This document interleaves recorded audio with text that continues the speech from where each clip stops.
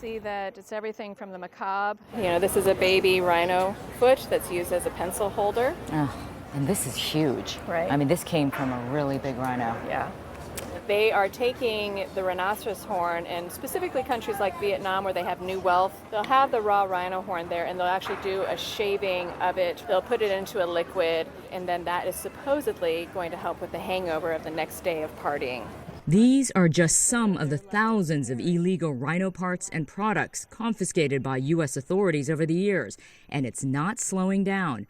An average of 3 rhinos are killed every day in Africa by poachers, mainly for their horns, which can fetch up to $60,000 per kilo on the black market, more than gold and cocaine.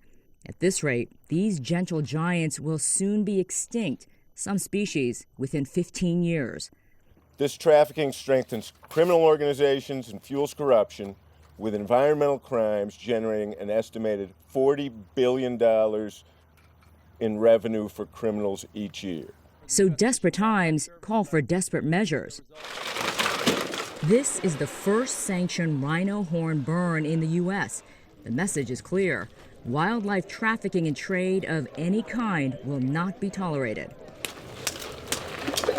This is about $1 million in illegal rhino horn and rhino horn products going up in smoke. But this is just a fraction of what's confiscated every year.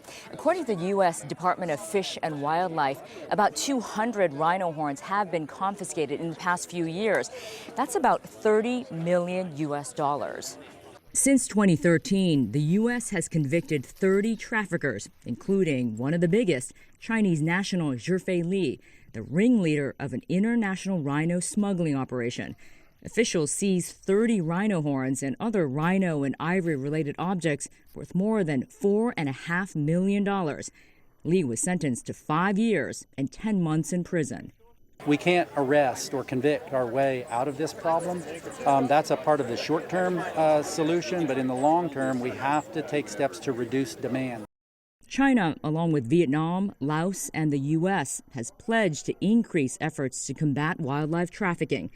It's progress that just may keep these and other magnificent creatures from vanishing forever.